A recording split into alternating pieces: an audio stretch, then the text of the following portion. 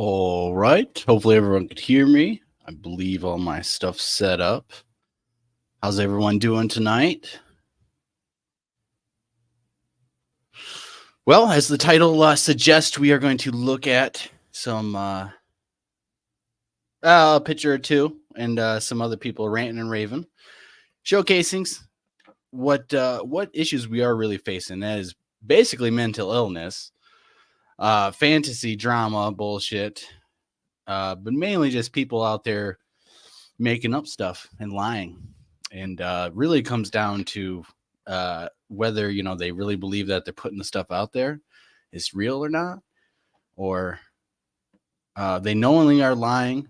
But we're going to get into just a couple things. I'm going to throw a link out in chat here shortly, actually, if someone else wants to come on and possibly disagree or agree or point out some other stuff that they have been noticing, seeing, watching and stuff. So I gotta download this one, our first little video, which I think I don't have the other one. I don't know. Anyways, let me get that set up for you guys. I feel pretty good and stuff. Just did some push-ups right before I did the show. And I'm feeling pretty good right now, actually. I had a really good week. Got out in the woods. During the eclipse, I was out in the woods. I got out in the woods last night, going over the audio and stuff. I haven't gone through everything. By the looks of it, I don't think it's going to be as good as we've got over the last couple months, but that is to be expected. But like I said, I haven't gone through all of it yet, so. And I was doing different tactics and also too, so I'm doing a couple things out there. I'm going to have some awesome ass equipment here next month. Going to have the conference advertising. About another week or two. Get this ready. This kind of shows just the main issue that, and it's a simple picture showcasing the main issue that is really facing the community, which is this fantasy lying and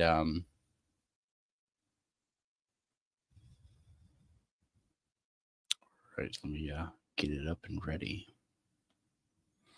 But yeah, we're gonna have some awesome equipment, more audio equipment coming. Um,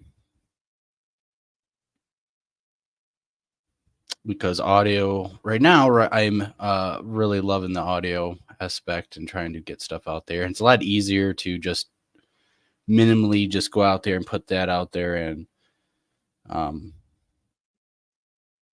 it cuts down on a variety of factors, mainly the human factor of when you're out there.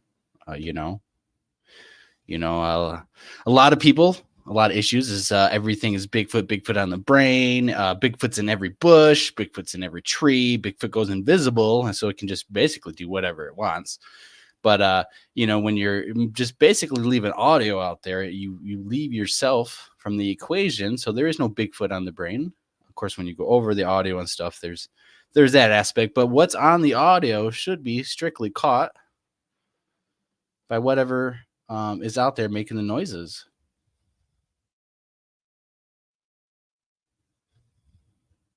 And it's a lot easier, especially if you get something fantastical that doesn't need, Bigfoot on the brain and 1,000 explanations for someone else to understand what they're listening to. If you have something amazing that's captured, the evidence is going to speak for itself, and audio is a nice, easy way to do that. So here from Google Earth, Bluff Creek looks like a family day heading out towards Mosquito Lake. A family of Bigfoot, as you can see, that are clearly displayed, clearly available for everyone to see. Is everyone having a hard time looking, scratching their heads, wondering why is this type of stuff so prevalent around the community? And almost every Facebook group you see posts very similar to this. They're all the same. It's all, oh, I see a family of Bigfoot. Oh, do you see the face? Do you see the people on the ground? Do you see they're in the tree? It's partially invisible. Whatever you want. I think this is a classic, great example of someone on Google Earth. I mean, look at the picture. They think there's a family of Sasquatch on the road, walking down the road. And all it really takes is a common sense look at simply the trees. You see a bunch of pine trees all over the place. You're looking not at Sasquatch on the road, but the tops of pine trees that line up at this specific angle along the road of this guy. Bigfoot on the brain decides, oh, there's a family. Looks like a family day out. I mean, you can scour all around. There's Bigfoot up there. There's Bigfoot up above the road, down below the road. That's trees. And people are either, one, they have some mental illness going on. They have some brain issues going on. They are, I'm going to say, just too stupid and honestly believe the crap that they're seeing. And maybe it's no fault to them. A lot of people just are trying. You have other people who just put out bullshit on purpose, knowing that they just took a picture of a bush right there. And they went through the bush. They went around the bush 3 times and there's nothing in the bush, but then they're going to post and say, look at the Bigfoot in the bush. And then we're supposed to accept that. Oh yeah. Yeah, oh yeah, I see it. We're supposed to accept that as reality when it's not. And I think, like I've said a couple months back, they're going to have issues with the fantasy versus reality aspect of evidence, of stories, of people's encounters when they're telling it, of these story channels when they're, getting a good email from Bob out west, sent me a photo, look at the Bigfoots on the road. It's going to come to a head where, people are going to have enough of this entertainment bullshit, of the fakeness. That's what it is. Fake storytelling entertainment. Nothing real about it. Nothing provable. There's no sources, just an email. Oh, my buddy I met at the restaurant, or someone else, this lady, that lady. And we're supposed to take it as face value and supposed to take it as fact and stuff. Not just, it's just a story. On some of these channels, they're pushing it as fact. You can gather evidence and storytelling information from it. In fact, some people think, like Mr. Wolf, who we'll get into because he's a prime example of issues of one aspect.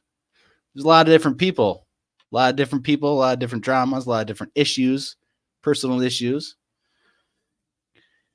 And you see that, and a lot of people display it differently. You know, some people are more foaming at the mouth, rage filled, like Wolf, and emotional, like that. And some people are delusional, and they believe that Bigfoot are in the bush, and they're not trying to be anything other than sincere. They're just having issues mentally, or they're just not quite there. They don't see it. You know, they're having a hard time. They listen to all these junk crap podcasts, these channels who are tracking Bigfoot up the butt all the way back to the cave, and learning all this crap nonsense. And then they're going on Google Earth and, oh, see Bigfoot here, Bigfoot there. They're going on the woods and they're finding an impression, and they're thinking it's a Bigfoot track. And if they would look up and notice that there's a tree right there. Oh, and there's other impressions where water has fell off the tree and gathered and made the impression. Or on a hill and stuff, when you see there's water running down the hill and it pulls up to making a little impression, it's not a track. And with Bigfoot on the brain, or this just people learning from crap information that they're seeing on channels and the stories, they don't understand. They honestly think that it's something good and they're trying to do their best, but they're just full of nonsense. You got other people, you know, like my opinion of Wolf, who preys on people, begs for money, cries, and he gets mad and he throws drama out there and he gets the, you know, the blood pumping and, you know, tells stories. And they're so full of themselves that literally says, you know, even though the person had a real encounter, you know, the way he tells the story kind of sucks, doesn't get views, not good at making money. So the way I tell it is so much better. And, you know, it's way much better than he could ever say it, you know, and, you know, coming off as egotistical, as if, you know, there's information being gathered by some guy who regurgitates the encounter from the actual eyewitness who has real information we can have and look at and see by watching him, by listening to him, to see if he's lying, to see if it's real, to see if he has some issues or emotional distraught that comes up because of a close encounter with a real cryptid that scared him half to death. You know, by listening to the real person tell the story, we would get information that only could happen with the real person telling the real encounter or the story, not being regurgitated from these storytellers, and then them propping themselves up as, oh, well, I'm this awesome, cool guy who's, you know, regurgitating stories. And guess what? You know, that makes me an expert, or qualifies me to be a badass, or qualifies me to be kind of, you know, cryptid, Bigfoot, paranormal famous. And that is what's wrong, is we're propping up people on a pedestal that is full of bullshit and fantasy. You know, like How to Hunt. He's a guy, background with good skills, hunting background, guiding and stuff, all the trophies and real accomplishments. Get into the Bigfoot stuff, you know, and there's a mixture, I think, of a little bit of truth of stuff that actually happens out there. But then you have, what, thousands of emails he's read from random nobodies and people, and pictures and evidence and stuff that he's showing that have been proven to be fake, are fake and stuff, hoax, and he has to come out, or sometimes doesn't even say anything. But yet he's a leader on the information and the well-being of the community. And you know, what is going on? It's pretty culty is what we're getting to be. You know, we have tribes and people and stuff, but all these major channels and stuff, it's pretty culty. You have all these people claiming to be Bigfoot, the best Bigfoot experts and stuff. I can't remember this one. I should have screenshot it, but I don't want to say any wrong channels, so I'm gonna go look it up real quick. But you know, anyway, it's just dumb. It's just dumb. So we have this is mainly the most common issue is people who don't know anything, don't know any better, who've never gone in the woods, don't know anything about Bigfoot, going on Google Earth or looking through pictures and trying to find Bigfoot. And yet they have no experience out in the woods. They have no experience of the reality of an actual encounter. And I think it's an issue. So I'm going to put the link in chat. Anyone's welcome to come on. You can even disagree with me. I just would like to keep it to not a foaming at the mouth fest, and also common sense stuff with YouTube rules and all that. We're going to show some clips of Mr. Baby Crybaby Wolf and all that.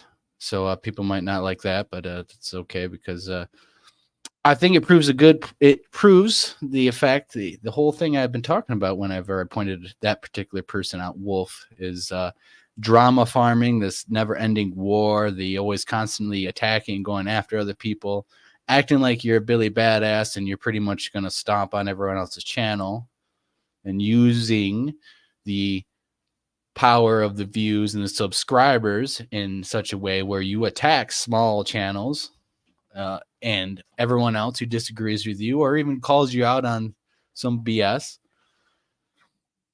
So there's a link if people want to come on to talk about the fantasy side, the mental illness side, the stealing of evidence, the posting of bushes, the some of the real and if you guys want to call out some names, there's people out there thinking they're interacting with 17 foot tall giants and 20 of them running through the camp, and I've seen other people who Native American tracker who's tracking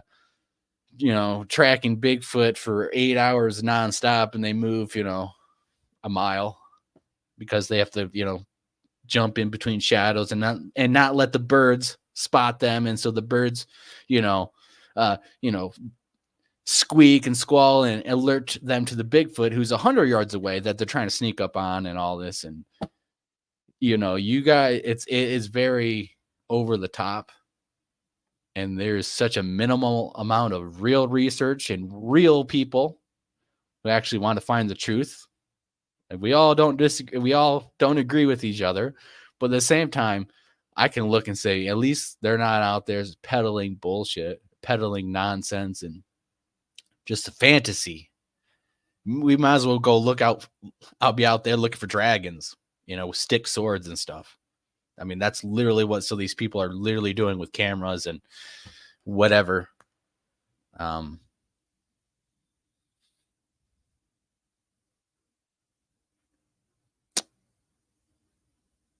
It's gonna be coming ahead. Mark my words. It already has. It already is. It's going to continue, and I think they will be a genuine thirst for the truth and for knowledge that is real, not made up bullshit, not coming from a fucking email from some expert that they pull out their ass, but reality and stuff, because the real people out there trying to get real evidence are getting not fake fantasy shit, but real stuff that we can show and want to be examined. We don't need all this junk and Kool-Aid and murky waters for us to get laughed at when other people are trying, because it's dumb. So we're going to jump over to show some real clips. I can't stay on super, super long because I have work tomorrow stuff. You see my face got whipped by a branch in the wood chipper and stuff. So it's been a fun week and stuff. Actually, I've been really good and stuff. So I'm actually doing really, really good. Got a lot of things rolling the right way, it seems like. And cannot complain. So got a bunch of audio and stuff to look at and stuff to go over and stuff, and it's pretty much my control, which is basically going out there, not doing anything but having audio, compared to going out there and pressing into the woods and trying to get interaction and stuff, and maybe making some calls and whatnot. Because for some reason, in some areas, knocking on a freaking tree, you get a response, and I'm telling you, it ain't no fucking deer picking up a stick or knocking on the wood on a tree back. It ain't a raccoon. It ain't no damn coyote, you know.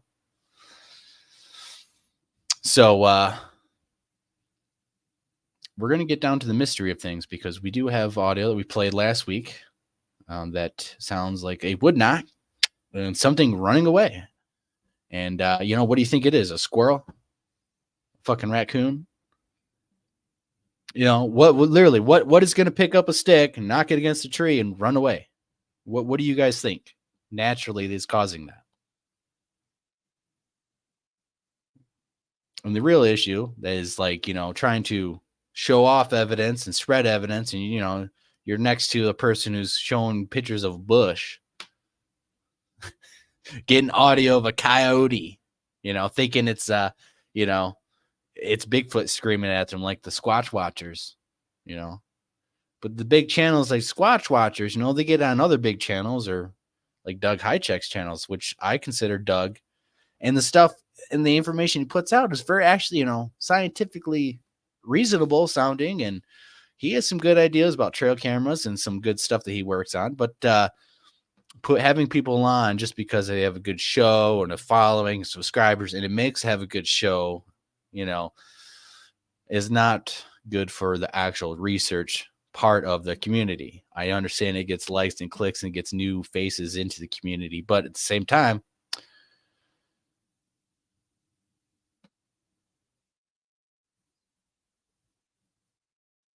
Squatch Watchers, I have pointed out several times and have videos right now showing them picking up a rock, like the camera crew, like Brent pointed out.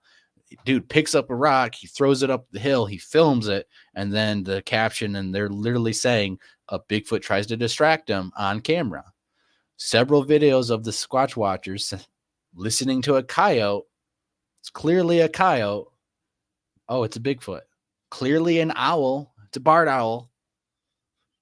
Clearly the classical sound. Oh, it's a Bigfoot screaming at them to get out of its territory. But yet, hey, I want you on my show because you have a lot of subscribers, bro. It'd be good for my show. It would be good for your show. If it would be a lot better if you were actually sound for the research. I was too. Doug actually had let me get Pat on. I didn't see him back there. I'm looking through a bunch of other stuff. How's it going, Pat? Hey, bud. Don't get me started. You got me started. And yeah, you're right. Yeah. I'm going to be great for your show because I'm a huge social media influencer. So, exactly. Don't get me started. I love the title of your show. I just happened to pop on, saw the title of your show, and I said, this makes sense to me. Let's dive deep into this, bro. Like, for real. All right. I'm going to hold off on some of these videos of Mr. Wolf Crybaby Turner for a second.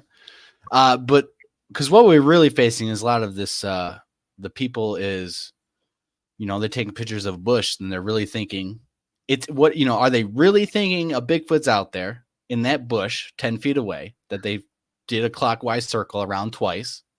Right. Or are they knowingly taking the picture and then they're posting it to make friends, and they know it's a lie? They're lying to people. Or, is it really mental illness that it's both? It's like, well, I know nothing's there, but it transforms into, well, there's something really there because it's invisible, it's cloaking, and I feel it. It's so dumb. You know what? Hey, whoever the fuck you're talking about, your feelings don't dictate my reality. Period. Yeah. However you feel in this world or think that you're hearing or seeing or experiencing, it doesn't shape my reality. And that's the thing that people who say that stuff can't they can never square that circle. So like that's a thing that does happen. Absolutely, 100%.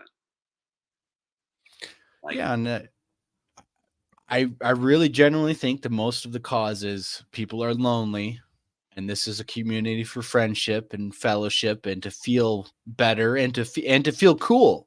And I'm not, and it's it easy. seems like a lot of mental illness people, who are lonely, who don't have friends, or the geeky side of the schoolyard seems to be more in the crowd of things, and brings those kind of social issues. And that's why I think we have these social issues, because of the loneliness.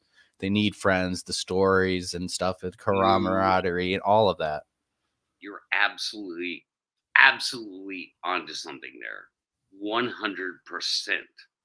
Um, and that is definitely a part of it.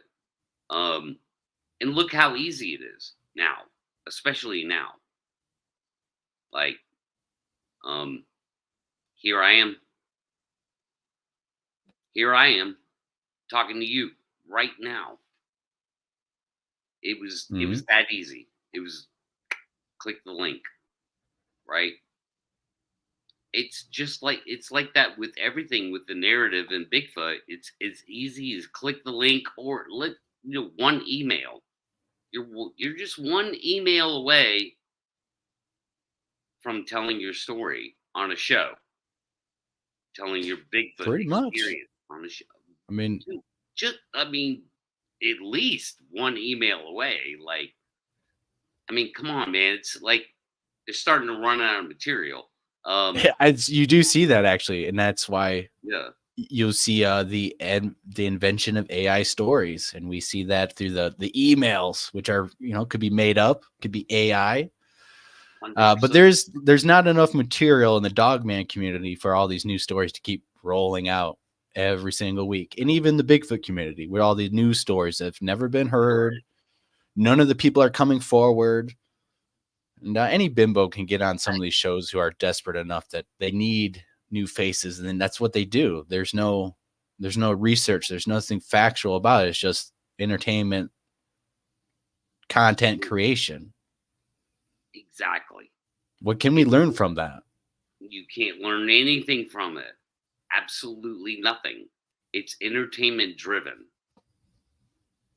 And so what these people do, whether they like it or not, no matter how, you know, like how moral they might be at their core, what they do is they entertain people. If they follow the narrative, which is what you're talking about, okay? Like you just fucking spelled it out, dude. Like you're saying the same shit I'm Trying. saying. You're like, we went out on a weekend, we heard whoops, we heard knocks, we had rocks thrown at us, we had foot stomps around camp. Like you just laid. I'm like, oh my god, dude, you sound like me. You know, um, they're providing entertainment. The I hosts, think so. the hosts don't care because they're already wrapped up in the entertainment sort of narrative driven part of it. The hosts themselves, because StreamYard is what one click away, dude. I could start a brand new YouTube channel and attach StreamYard to it in 5 fucking minutes. Yeah, and it's free. My thing's free. I Absolutely, don't pay to take that little thing off and little extra features. absolutely free. He's got the logo Yeah. on here. I Yep, appreciate StreamYard for allowing the platform to be the way it is and how cool it is, because we didn't I do have this, too. even 5 years ago. But it makes it so easy to go, man, I've been watching all this stuff. I've been participating in chat. I'm going to start my own show. Hmm. And then I'm going to have I'm going to get these other guests on here. It's exponential. So now we have all these amateur fucking shows popping up. Weirdly enough, in the past year, even though StreamYard's been around for fucking 5 or 6 years, but oddly enough, it's the past year where these amateur shows pop up, and they have even more like diluted amateur people on them. And you're right, dude. It's all the same shit. They all say the same stuff. Pretty much. I heard whoops. I heard knocks. It's all about. Notice how it's all about Bigfoot experience now. It's not even like I came around the trail and bam, there's this 8 foot tall fucking hairy thing standing in front of me. From somebody who was not a Bigfooter, by the way, right? So your classic Bigfoot encounters, they weren't Bigfoot people, right? Typically, I'd say. Yeah, mostly. Like I would say almost entirely. And I could take, like, if it's 98%, I could take that 2% that were Bigfooters and say, yeah, they're full of shit. You know? So Bigfoot encounter comes from people who were not Bigfoot people. Bigfoot experience, 100% from Bigfooters. Yeah. I mean, you don't have to leave camp. So all you got to do is just go to a place, set up camp, and that's listen, it. Right? So listen. Yeah. Yeah. Make some moves. You don't even have to get out of your chair. Let's talk math, dude. Let's all right. talk math. So I'm going to ask you a few questions, and right. answer them honestly. You know, as a control. You know, the most important one is, I guess, do you think it is more likely that Bigfoot is a, flesh and blood undiscovered primate? Yes. Okay. I would say I lean on the fence because I've experienced other stuff, but I can't contribute that to a Sasquatch. So that's fine. But you at least go in the most likely category, right? Yeah. For now, until I experience something that tells me different. Sure. I mean, I'm right there with you. It could be something that is just unknown, like unexplained. You know. Mm-hmm. So I'm cool with that. Okay, so as a flesh and blood primate, are they elusive and rare? I personally, from my experience, no. Because if they were elusive and rare, they wouldn't be watching people through their windows, knocking on doors, messing with people in suburban areas next to people's houses. And from the amount of experiences that I believe I've had and the amount of reports in Michigan and what other people, general researchers who I believe are actually out there getting stuff, it seems like there's not this rare population that it takes, years to find, but there is a relatively high population that where there is a consistency to get interaction, evidence, and some type of things going on. So what would across the board? What would you put their population at, like ballpark? I did a math equation for my buddy here in Michigan some time ago, and it came out to be pretty much 20 to 50,000 in Michigan, and there are about 19,500 black bears in Michigan. So about roughly the same amount as black bears, or slightly higher, because that's 1 to 1. Yeah. Because or twice the population, because of the bear population in Michigan is relatively up to the north and UP, and there are Bigfoot sightings all the way to Ohio, so and past that. So you're saying black bear, right? Yes. Yeah. Do you know how many black bear in North America? No, not right now. About 500 to 600,000. 500,000. Okay. So I would say, so 500,000 to 1 million. Are you are you or are you not comfortable saying there's a million Sasquatch in America? North America? No, when I did my equation, I based off the number of sightings that particular year would be one Sasquatch. If it was a family group, then that would mean it would be a pair, possibly a couple more. If it was giving birth every 4 years to 1 to 2, you know. So basically my equation got to about 20,000 here, 50,000 here in Michigan. So maybe the same population as Bear or twice as much based on the number of sightings that particular year here in Michigan, and adding and doing some other math, and estimating group sizes too, family sizes, and estimating 1 to 2 births per 4 or 5 years, like a human. And then, how long do they give birth for? What's their cycle? Can they give birth for, how many times before, like a human,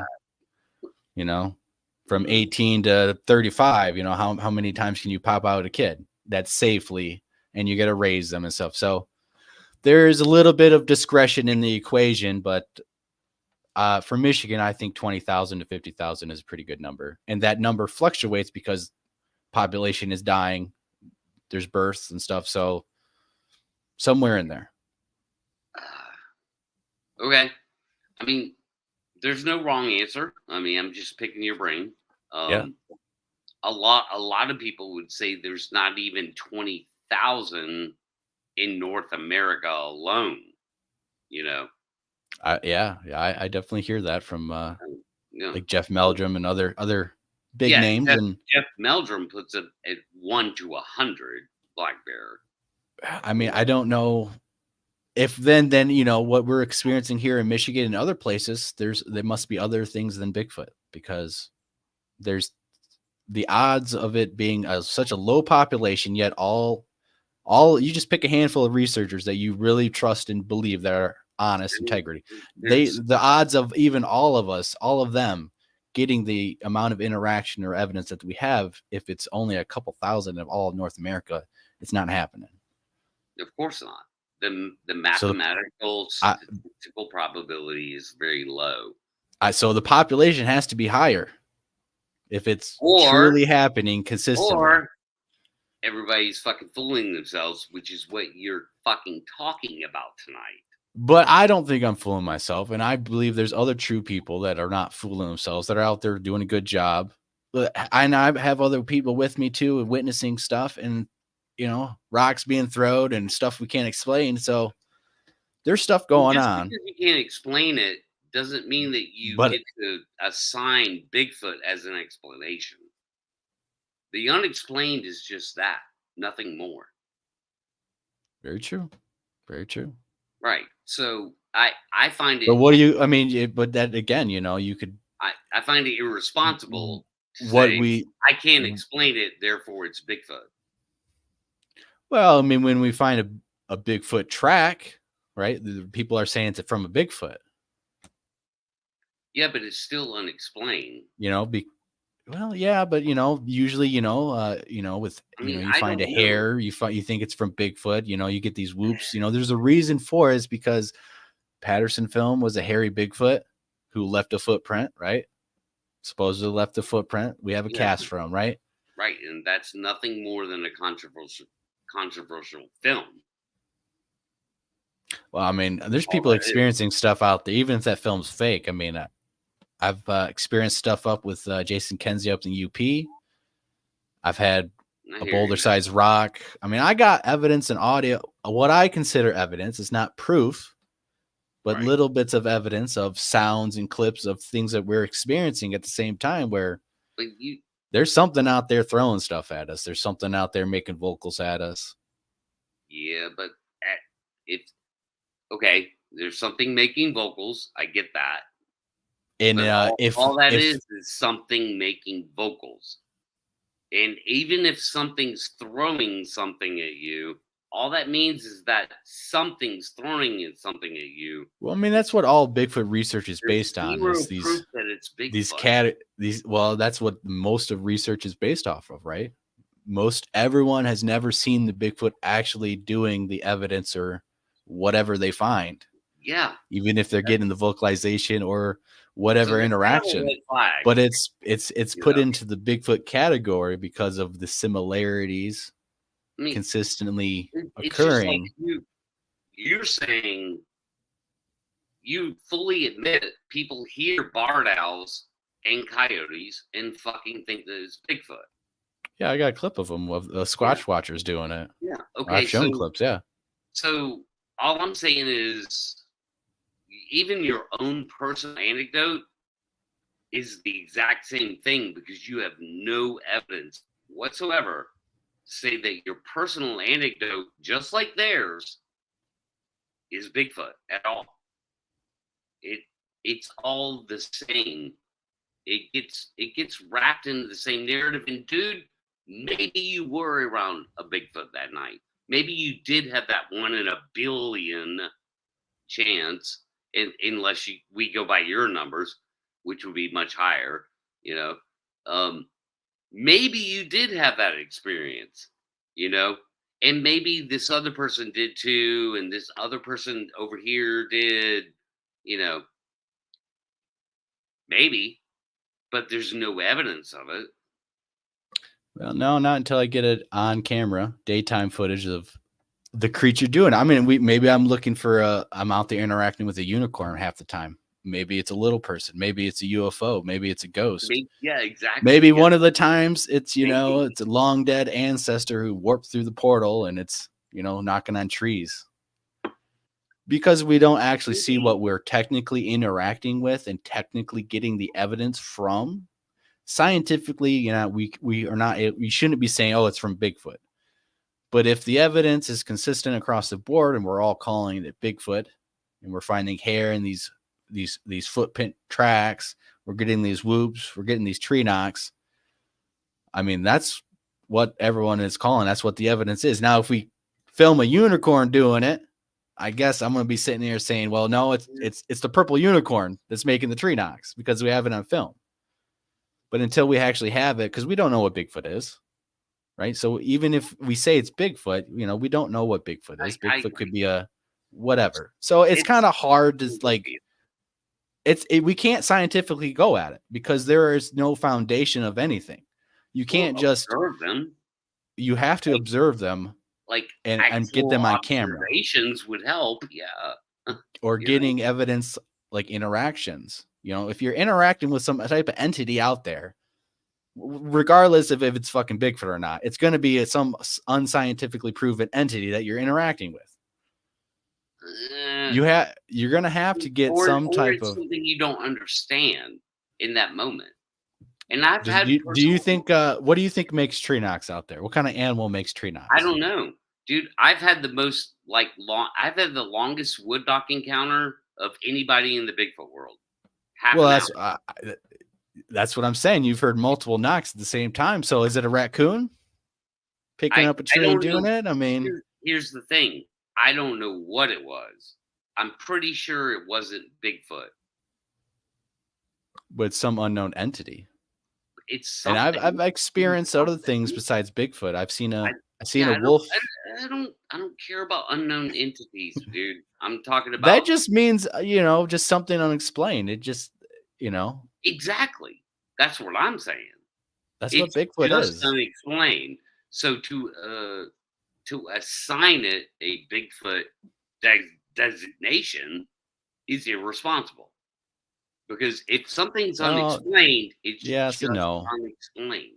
That's it. Well, then everything would be unexplained. But then we wouldn't really have a Bigfoot subject technically, because everything should be unexplained. But it's in the Bigfoot category until we have something better to explain it, or we understand that the wood knocks are caused by the little tree spirits, and the whoops are Bigfoot, and then until we have full observation of body and understand what we're actually going out there looking at.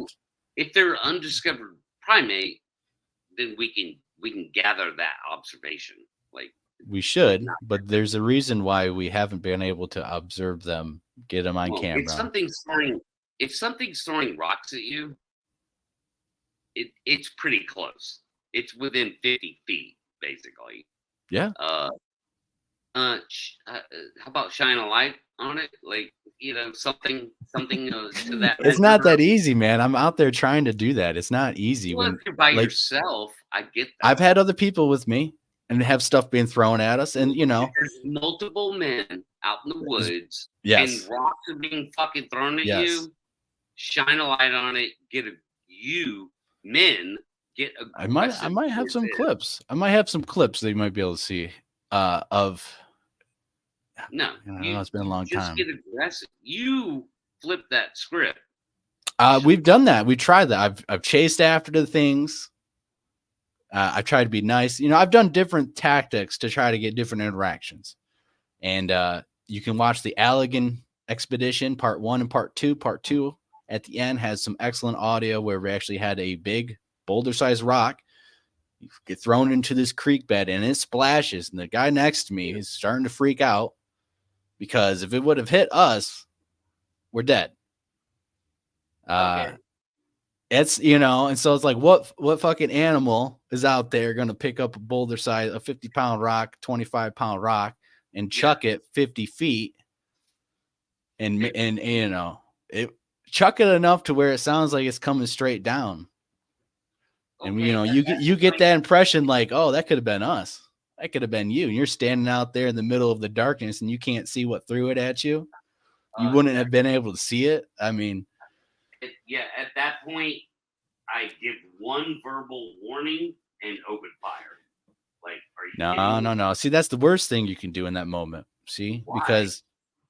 because it didn't throw the rock at you. It threw the rock away. Now, if it doesn't throw a rock at you and it's not trying to actually hurt you, you can't defend yourself yet. Because if you start opening fire, they missed. I mean, no. It was on purpose. They threw the rock. It was like 25 yards away from us into the creek. So you're assuming that they have accuracy. You see what I'm saying? If they want to get you when you're out there, they're going to get you. Your gun ain't going to stop you. Your flashlights ain't going to stop you. With me and Jason, our encounter, and he's seeing a spider crawl, you can watch Jason's face. He's filming himself. If it was turned the other way, we'd have had a Sasquatch. He's filming himself. He sees it. You can watch how he reacts. He has seen bear. He's an animal photojournalist. He's kicked a dead grizzly bear when he was a little middle schooler on the playground. He knows what bears are. Grew up in British Columbia. I like Jason. He's a good dude. He is a great dude. And I'm glad he was with me to witness the experience we had. And long story short, they showed themselves on purpose. I had a gun. I've talked about it many times. You can watch the video on the raw video. It's in 4K. There's a little bit of eye shine, about 10 minutes in there and stuff, but dude, anything or anyone that starts throwing fucking rocks or boulders at me in the middle of the night in my campsite, one verbal warning, and then I'm opening fire. I'm sorry. Nah, I mean, you gotta kind of. To me, it's a warning. It's actually like they don't have to warn you. They don't have to let you know that they're there. They can just throw a rock and kill you. If they're really there and they really want to hurt you. Can't throw a rock and kill you. What are you talking about? Are you joking? No. Absolutely. Yeah. Yes. I mean, I'm not joking. Like, how could they throw a rock and kill you? I could pick up a rock and throw it at someone and kill them. It's not that hard.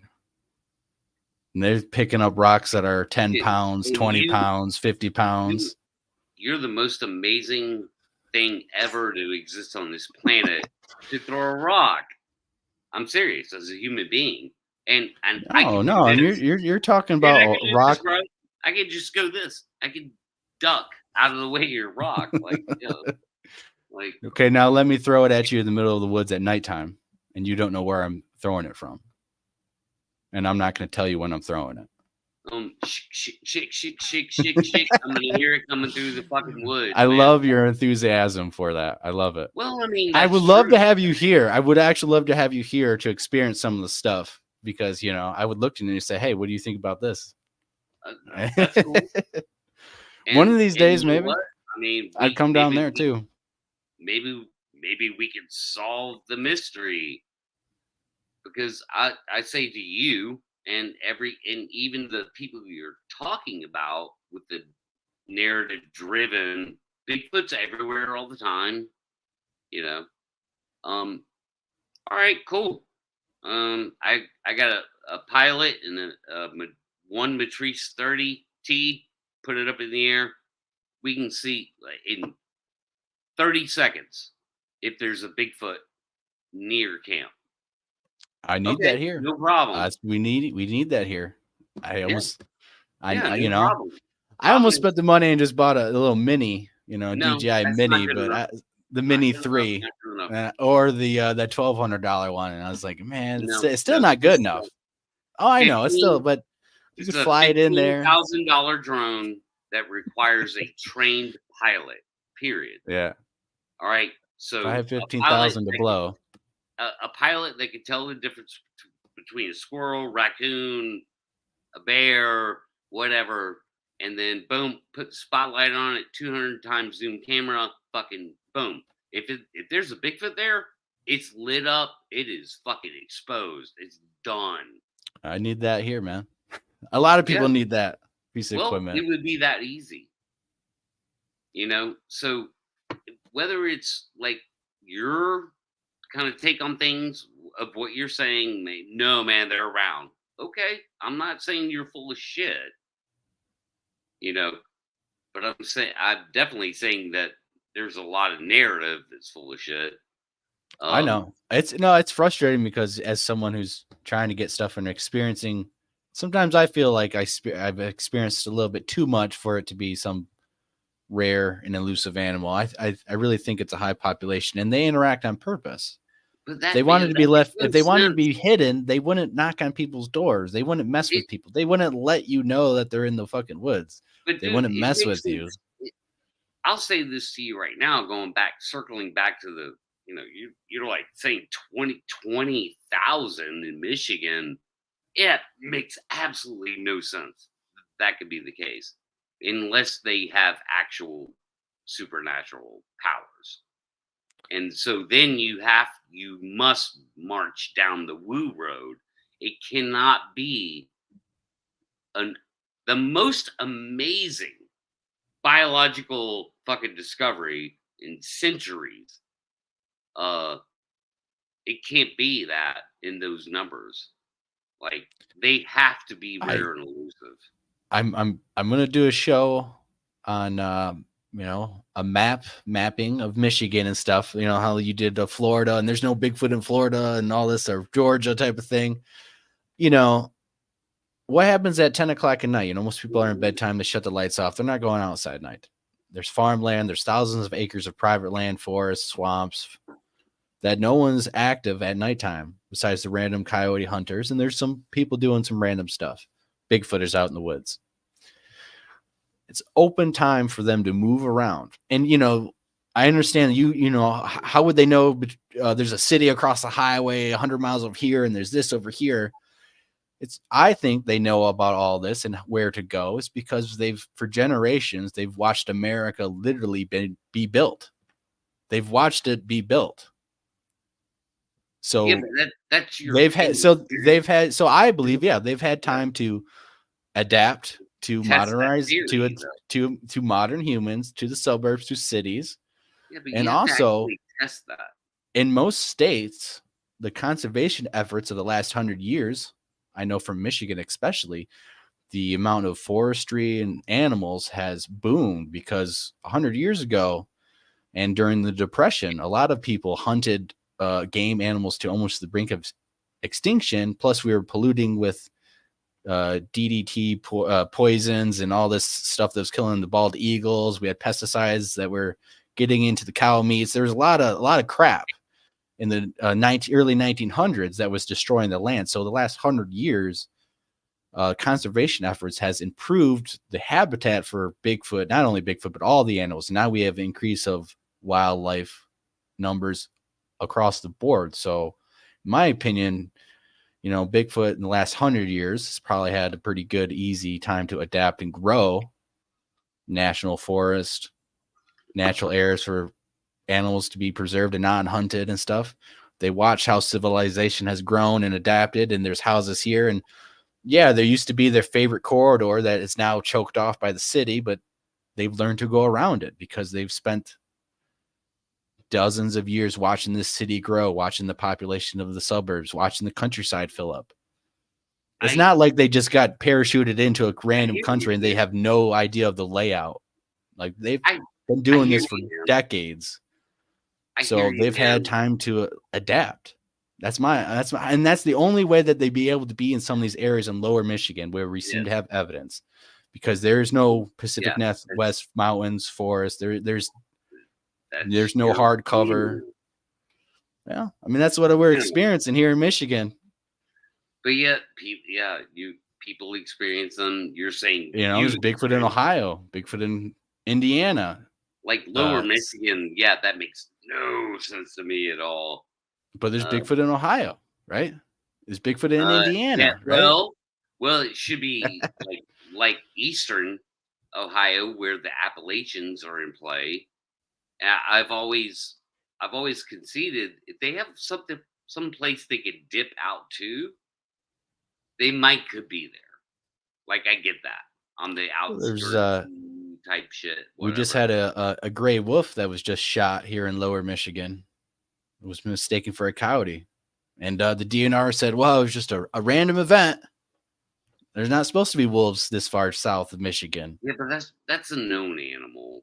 It wasn't supposed to be there.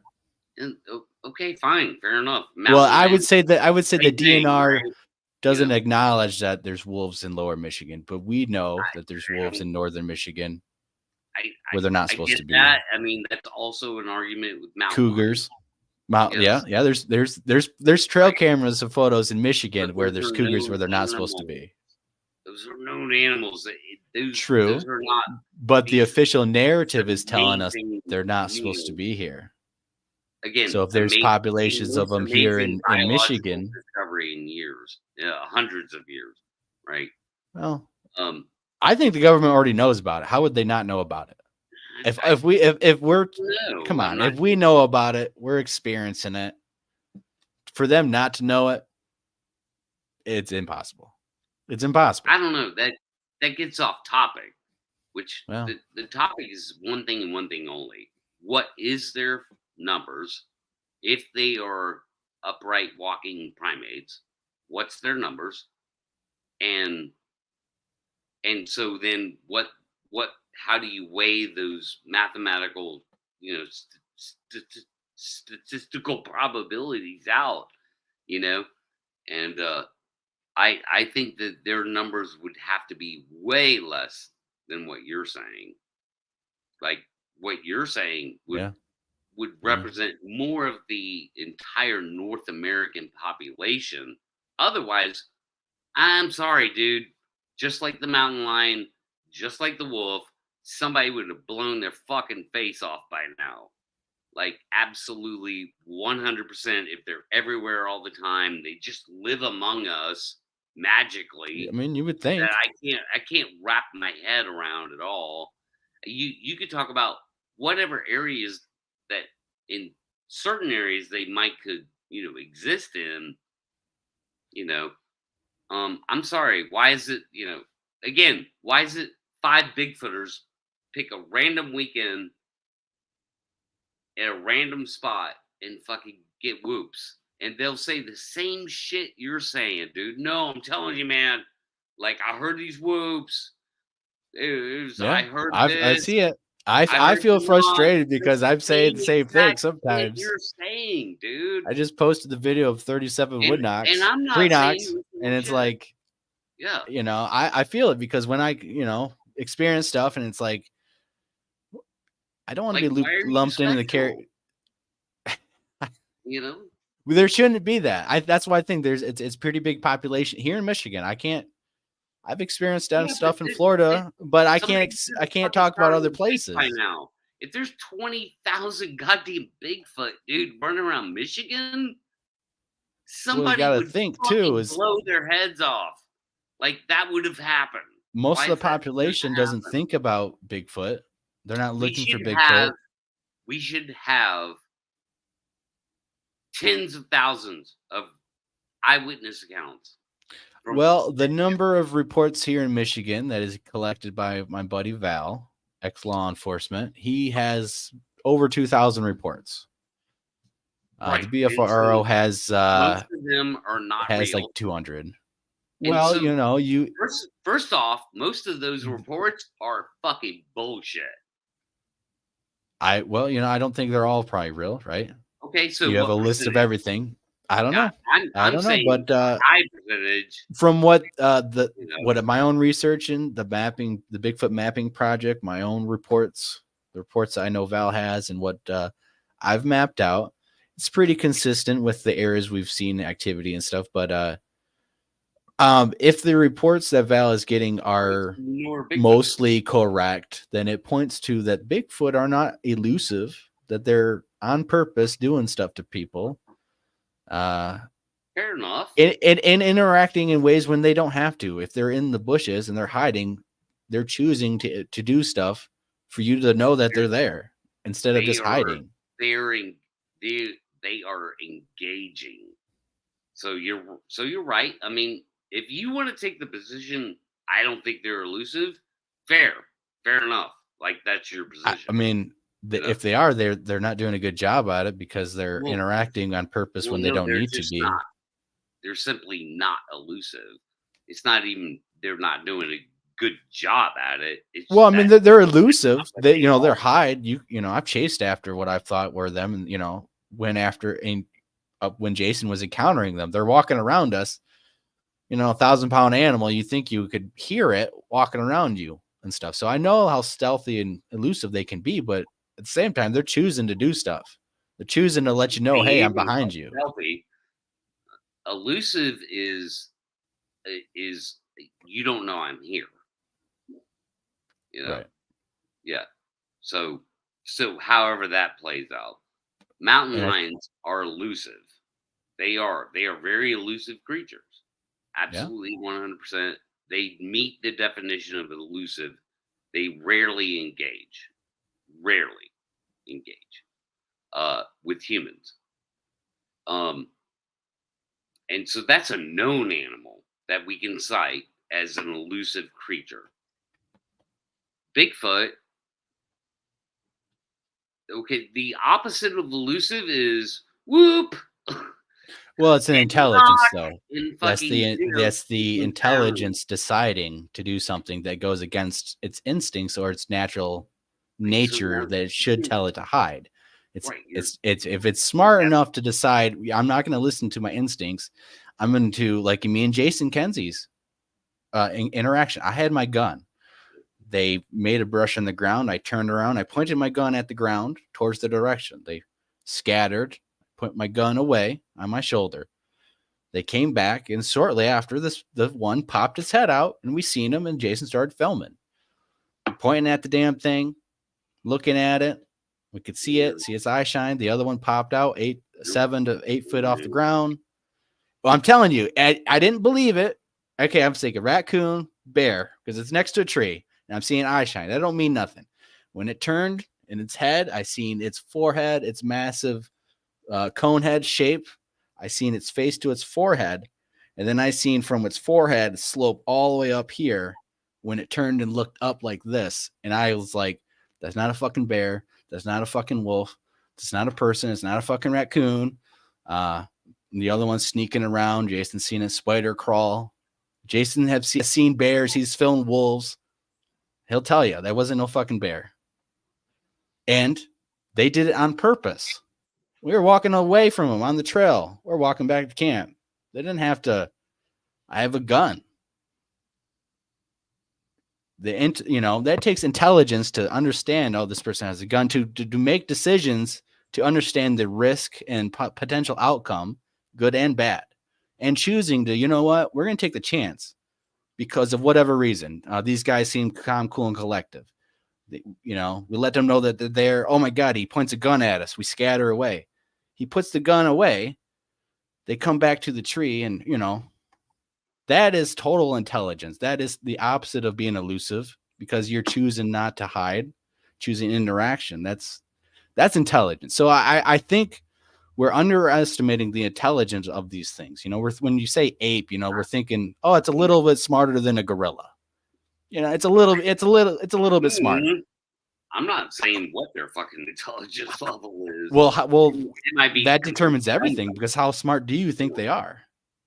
I have no idea. I mean, because I don't know what they are, or even what everything you just said is actually reality or not. But you can conclude. Dude. Well, Jason filmed the whole thing on camera, so you can see how we're interacting and what we're doing. Scrutinize that, and guess what? I won't see. Guess what? I won't see in that. You will see a giant one eyeball shine. You will see evidence. Something that blows the PG film out of the water? No, of course not.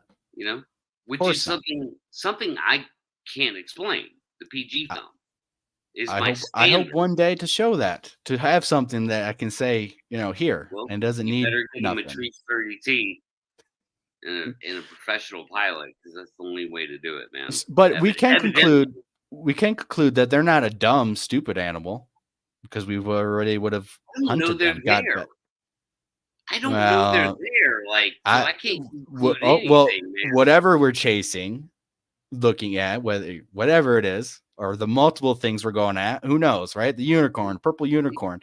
The purple unicorn seems to be pretty damn smart enough to not get caught on film, flying spaghetti, not get shot, not get hit by cars. It's not a dumb animal. We know that from experience, that it's not a dumb animal, because we get every other animal on Earth on camera and audio and in observational sites. Which makes me think it actually is either not there, or it's so elusive and rare that it really is that hard. Because it kind of has to be one or the other. It either has to be elusive and rare, you know, or not there. Like, I'm not buying into your population numbers. Well, it's either the population is high enough for everyone and me to continue to experience stuff in different areas, or, you know, it's paranormal. Because I shouldn't be able to go up to the UP and have an interaction. I shouldn't be able to go here. Sure. And I don't, you know, in the Bigfoot spots we go to, I don't get interaction every single time, but I would say, you know, every time we don't get interaction, you know, the next couple of chances, there might be something going on. So it's not an every time thing, but it's every couple times, you know, I don't have an exact consistent number, but I would say, you know, every other couple times something seems like something potentially happens. Or again, if you think that that's going on, or you think, you know, I'm trying to capture it to show everyone, because I don't want you guys to go by my words alone. So that's why you can watch the video of 37 tree knocks on the channel. And there's a knock and there's a yell too, and it's like, okay, well, I was out there. I went towards the area. Nothing happened for 2.5 hours. I went to my car. 29 minutes later, 36 wood knocks happened in a 2.5 hour period. And there's doubles. There's a knock here. There's doubles. There's triplets. There's a quadruple knock. Some of the knocks sound like it's this way. It's over there. Some knocks sound harder than others. Not gunshots. Some crazy hillbilly drunk out of his mind is shooting the purple unicorn out there, and he's missing over dozens and dozens of times. You're talking to a guy that's heard wood knocks before. I know. It's frustrating, because, you know, it's not good enough. It's not proven anything, right? But it's there's something there, and it's adding up. Like, this is something. We don't know what it is. I don't know what it's coming from. I didn't see it, but this is totally not natural. This is not a squirrel picking up a stick and hitting a tree with it. A raccoon is not picking up a stick and hitting a tree with it. It's not a woodpecker. It's not deer antlers. You know, I get it can't always be another person out there waiting for you in the woods, getting ate up by ticks, because I've had 6 ticks on me in the last 3 weekends. There's no random guy out there getting bit up, waiting for you to make a wood knock so he can respond back. It's not happening. You know how to pull them off, right? There's a couple ways, yeah. Yeah, don't do the stupid like homeopath shit that's been talked about. The peppermint. Yeah, don't just pull them out of you. Pull them out. Make sure you get the head out. If you can't, get a little pin and go under your skin like a kid. You put the pin into your skin and don't give them a reason to start regurgitating into like if you fuck with them, the ticks, that's when they regurgitate into you. That's how you get Lyme disease. Just like I've had them two stuck on me, and they were stuck for at least a day, and the other one overnight. Nah, and I don't smoke cigarettes, but my dad said Grandpa used to, hit that cigarette and you back them out. Nope. No, you don't kill them, but you would back them out. No, that's when they get agitated and start fucking regurgitating. That's how you get Lyme. All I know is I'm ready to pull a knife out. I'm ready to get this thing off of me right away and wash it.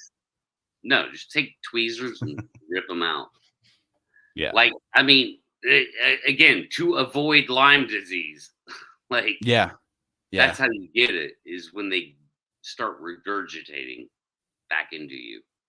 I've been pretty lucky actually with that. We got some areas that are really bad with ticks right now because we've had a very mild winter here. Well, it's fucking Michigan.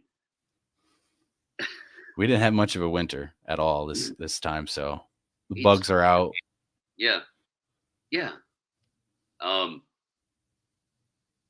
Michigan again, which is weird to be like a down south guy that down here in the tropics. I'm like, man, Michigan is where all this fucking stupid shit comes from. Like, Yeah, like, Michigan has a lot of stuff, a lot of weird stuff. God, yeah. What was it? I mean, the mosquito-borne, diseases and stuff. Yeah, there's a couple of them. It's like the equestrian one, and there's Michigan, West Nile. There's another one in the swamps and all that. It's horrible and stuff. Not as bad as Florida. Latitude. I mean, it's just so wet there. It's wet, and I don't know what it is. A lot of water. You're never more than 4 miles from any water source or pond or stream, or creek, or anything like that. Well, it's the same here. I mean, I'd say it's even less. You're no more than a mile away from water source. In North Georgia. But for some reason, like that shit pops off in Michigan, dude. Like it has something to do with the latitude. I have no idea. Got a lot of spiders too, in the forest floor, especially up the UP. You'd be surprised. You'd be sitting on the ground and you're gonna have dozens of them on you. Oh, dude. Right. So I posed the question like not too long ago. I was like, what is the most prevalent eye shine you'll ever see in the woods? It was spiders. I remember I watched that one. Fucking spiders, dude. I don't see. I have seen spider eye shine, but I don't typically see spider eye shine when I'm shining. I mean, all you have to do is like have your headlamp on. That's it, and maybe put it on the lower setting. But I think the higher setting, like just a $10 headlamp, Yeah. And you see their fucking eyes everywhere. And when I discovered that, I counted, hundreds and hundreds and hundreds of spiders around my camp. Like within, I don't know, 30-foot radius. There's enough spiders in 1 mile radius to pretty much eat every human that's in that 1 mile radius. Yeah. If they wanted to. Start getting anaphylactic shock, you're done. Yeah, the arachnophobia on steroids. It was actually pretty crazy. And once I realized, oh my God, how many spiders are around just like right here in camp, like, okay, like I don't I care. don't. I'm gonna leave them alone. Most of them are like teeny tiny little fuckers, But So I was gonna switch gears, but I'm gonna read this. B says I've experienced house bangs and tree knocks. I live in Monroe, Michigan, in the late '60s, early '70s. Went to the junior high there. So that also a while ago. that would be the same time period when there was something called the Monroe Monster here in Michigan, and that was in mid 1960s, where basically there was a Bigfoot that went terrorizing around the countryside, the county of Monroe, and I think there was a young 16-year-old driver and her mother who ran into a Bigfoot, and it punched a hole into the window, and it grabbed the female driver and smacking her head onto the driver steering wheel, running off. That happened at the same period, and there was a lot of sightings. And then a couple years after that, in Dewey Lake on the western side of Michigan, there was the Dewey Lake Monster, which was supposedly a Bigfoot who went on the terrorizing people and attacked a car. And so there is some and this was in the newspapers too, of 1965, the Monroe Monster. Yeah, I hear you. So I mean, that's pretty sweet. Doesn't mean it was true. Well, people signed affidavits, I believe. The cops went after them. And back then, to put some stuff in the newspapers, and it's not like today with the internet flash mob. It took something serious for the I sheriff agree. to go after, and for people to sign affidavits where if you go to court and you're lying on it, you're going to jail. Especially back then where it was serious. I do want to. It was way more serious to put your words in public back then. Yes. Right. Yeah. As opposed to today, where I can sit here and go, flying spaghetti monster pulled me from my car and beat me over the head. Like I can say that without any worry at all. Yeah. And you'll have a small following who will believe you and want more. They want more stories. Yeah, yes. I'm going to grow the flying spaghetti monster narrative. Which you know where that originates from, right? The flying spaghetti monster? Yeah. That was I think it was some guy trying to get religious. He was religious status or something. He made up his own. Not even close. Like you're way off base. It came from a cartoon. Oh, I mean, you're talking about it's like decades old now. This flying spaghetti monster. Maybe. My understanding of the first time I ever heard anything about the flying spaghetti monster came from Matt and Trey from South Park. Yeah, I don't know if it was South Park, but it was that famous God picture where it's flying over and it's trying to touch the person. It's the flying spaghetti monster. I remember some dude actually trying to make it a real religion for himself.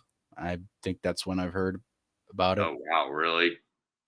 That was like I said, at least a decade ago. Where Oh yeah, the flying spaghetti monster religion. And again, that would fit into the timeline of South Park when it was introduced into pop culture, right? Like as a joke, obviously. I don't know, man. Like, I'm in a tough position where I'm challenging narrative, just like you are. Like that's what you do. You challenge narrative, and dude, by the way, you do a great job. I appreciate that, but you pull the clips up and you set it up and sometimes you add little like cool little funny things, That's for animated. copyright purposes. That's Yeah, my own originality to yes, get and around so stuff. you do a good job of saying, hey, this person is full of shit, and here's why, basically, you know. And it does that falls into the whole Bigfoot narrative thing because these some they're bigger names. They're bigger names than you and I are, at Yeah, least, yeah. right?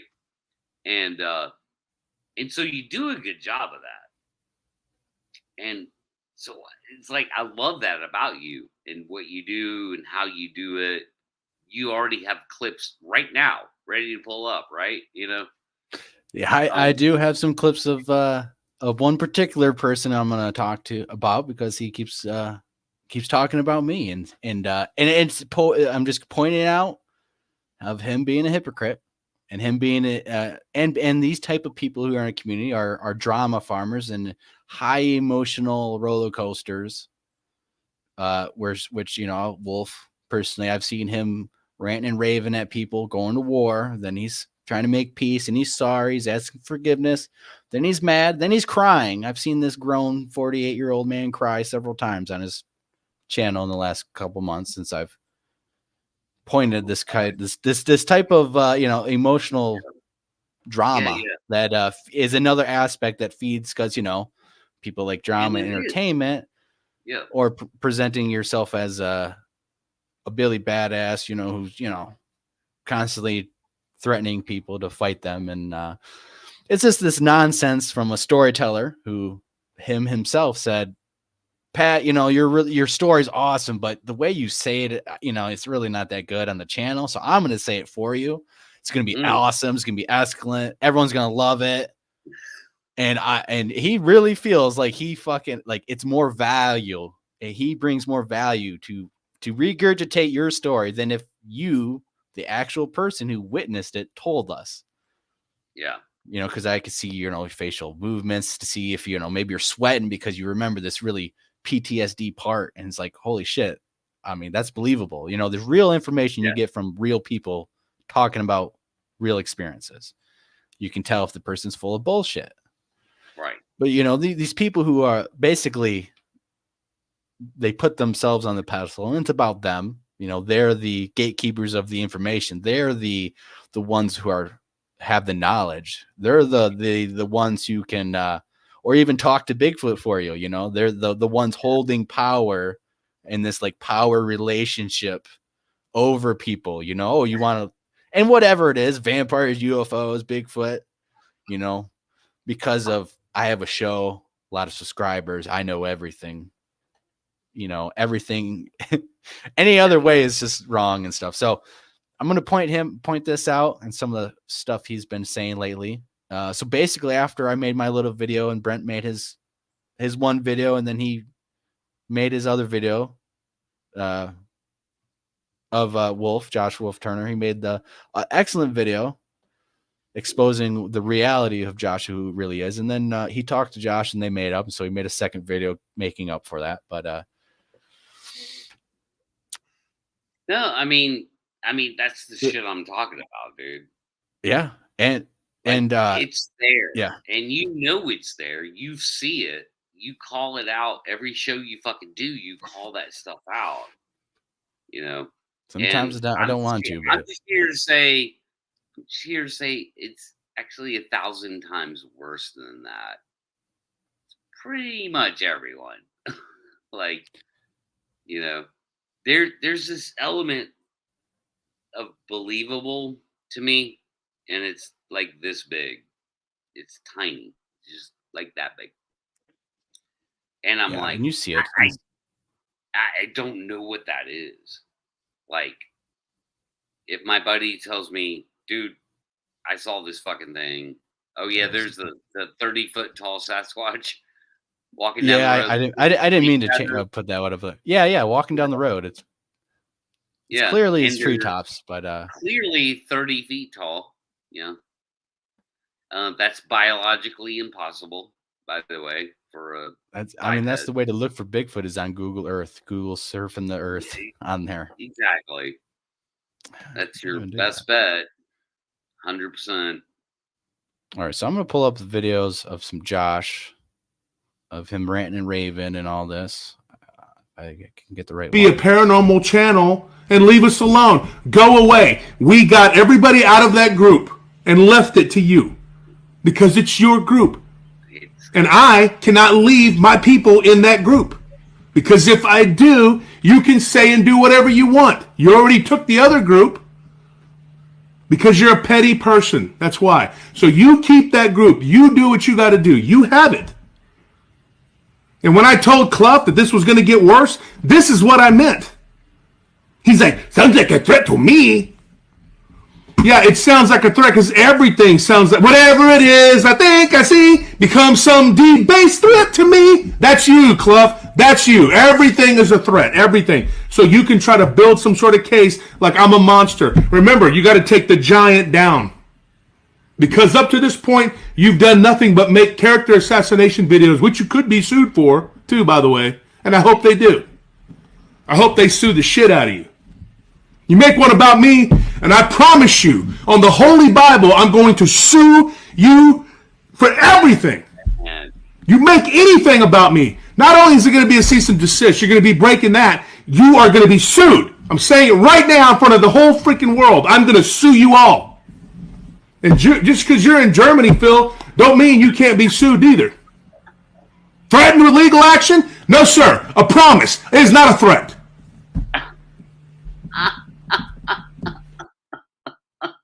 That's just one. And I made that clip because he just said he's going to sue everyone. Oh, apparently he doesn't understand the First Amendment right. Oh boy, hey, I'm about to get comedy. sued my ass off. First of all, dude, like kudos with the fucking animation shit you put on that. Like Homer Simpson doing donuts and shit. Like, oh my god, that's fucking brilliant, man. And I know that takes time. Like, you put effort into that shit. It's just crazy. It's just stupid. I don't know if you guys know the backstory, but this guy's been at war with people in the Bigfoot community for years now. And about a month ago, I did a little video on him exposing this drama and unneeded craziness. And he's went off the board, and he called me a transgendered. He called me a bearded lady. He said all sorts of stuff. Called me a little boy. Called me a fat ass. Called me a skinny twig. So he doesn't know. He said he was gonna beat me up. He said if he showed up here, right, I would never know. Yeah, got all these clips. I've shown all these clips. Yeah, I think you're just like, because I made a little video, pointing out him and said he couldn't rep this much weight that many times. You're 6'5". Pretty sure you've been in a fight or two in your life. I'm 6 foot, and if yeah. It may or may not have. I'm okay. I can defend myself. All right. So dude, I got some more clips from him too. You're a fucking moron. Not you, but him. You're a fucking moron. Sue me. Good luck. I don't want to get you into this, Pat, because you probably don't know. But as soon as he sees you and he thinks you're talking shit, he's gonna call you out, and he's gonna probably bring him on. It's just drama, and that's what it is. This particular person, I believe, feeds off drama. Him and his wife. He makes a claim his wife is distraught. She's suffering. She's crying, and yeah, she's in everyone's chat, causing drama. Oh. I pointed it out on here several times, and got another video clip of. All right. Yeah. Real quick, got some more. Keep going. Got which one is it? Katie's interested.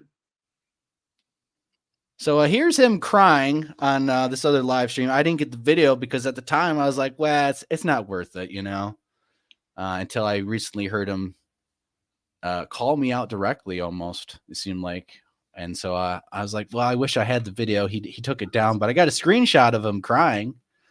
And I think this isn't what we need for the community. Some emotionally unstable people who cry and get upset because you call them out because they're tree knocks or they're the face of the bushes isn't real, or the emails he's reading is fake, or He's a glorified storyteller, you know. And when you have someone who I've only been watching periodically Josh for, I don't know, last 2 months now, and I've seen him cry more than a couple times during this war, and being angry at other people during war and asking for forgiveness and crying and making all sorts of religious nonsense, saying, I'm going to go to hell. He's saying, I'm an atheist. I'm going to go to hell. I'm evil. He thinks I'm working with the evil cabal, doing witchcraft and stuff on him. A bunch of nonsense, ranting and raving, screaming. And then he takes down some of the videos. So I got one more clip of him, and then of the recent stuff that he just said that made me actually show these clips today, because I wasn't going to do this today until I seen this, and I was thinking, well, fantasy, mental illness, emotional damage, nutcases, drama farming, predator behavior, because this guy is raking in donations after donations. And he's having an issue because I called him out. I made a little video. His buddy made a video on me, and that same buddy, Mr. Clough, is now attacking Josh and causing him all sorts of headaches, and he's really upset. So he's been crying lately. He's going to actually quit his show. He's stopping the show. He's probably going to, he claims, it's all drama. So who the fuck knows? But he claims, I'm shutting it down. So everyone begs for, please don't do that, and all that bullshit. I mean, okay. So the paranormal channel and leave us alone. That was the wrong one. And this is the type of real nonsense that we really don't need to have, is of the storytellers who prop themselves up to think they're anyone who we could give a shit about or has any information we need. It is ridiculous. Wait, is this the one? They're not going to be nice and play nice. They basically gave the demands to Barton to give to me, which was ludicrous, because that would constitute me not having a case against them by saying, oh, no, it was all a big lie, and they're the good guys and we're the bad guys. It's not going to happen. And I honestly don't give a crap about y'all's screenshots or what you got or what you said. Doesn't matter. You don't have anything about me on there, so you don't have anything about from Anthony on there. All you're going to do is at best have screenshots from a distraught girl that you were pressuring. That's it. So good luck. And if you have other people that come forward and say things that aren't true, and I'll promise you this, if they say things that are true, I won't even bat an eye. But if they come out and they say things that aren't and they're lying, things that they can't prove because they know they're lying, then they're going to be getting involved in something legal too. The money I saved by not having to sue the Filthy Five is going to be used to sue you. And I'm saying this publicly in front of everybody. So you leave me alone, go away, stop bugging us. And I don't care how many little smaller channels get mad and make little hit pieces on me. I'm not going to give you the time of day. I'm not going to mention your names. I'm not going to breathe any oxygen into your tiny little shithole channels. You know who you are. Okay. Go wash and shave. Stop having criminal records. That might help a little bit, One of them was like, yeah, I'm trying to get a job.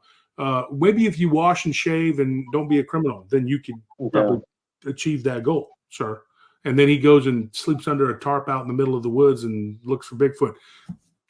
Good for you, sir. Good for you. And you can talk about me all you want. I'm not saying your name because that's what you want. And, that's all these people do. They should really, they all just live in a van down by the river under an overpass or whatever. And they're not worth anything. They're not worth nothing. They're not worth the genetic material they were made with. So big waste of time to even bring it up or talk about them. But these people, now you know why I have to do what I have to do. It's because, this guy right here that's sitting next to me, he is the reason why I have to defend him and his reputation Madeline and her reputation, my wife especially, her reputation. That's why I have to do this. Okay. You think I'm over here crying, whining about myself? I don't give a crap what you say about me. They say things about me every day. Every day I wake up and somebody is talking trash and saying something horrible. Little smaller channels get mad and I'm not going to breathe any oxygen into your life. Stop having criminal records. That might help. Tiny little shithole channels. You know who you are. Okay. Go wash and shave. Stop having criminal records. That might help a little bit, you know. One of them was like, yeah, I'm trying to get a job. Maybe if you wash and shave and don't be a criminal, then you can probably achieve that goal, sir. And then he goes and sleeps under a tarp out in the middle of the woods and looks for Bigfoot. Good.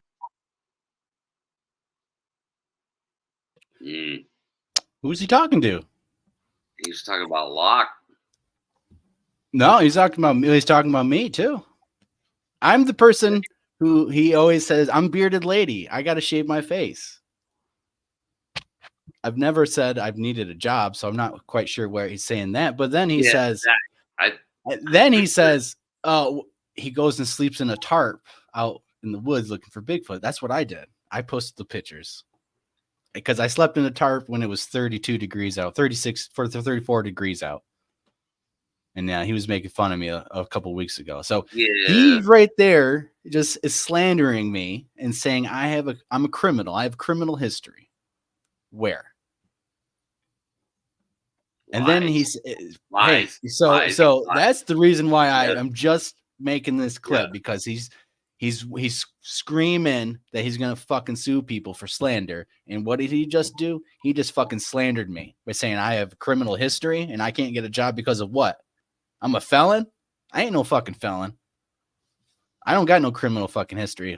Unlike, I think what Mr. Wolf says he does, right? So he wants to sue for slander. Go ahead, man. And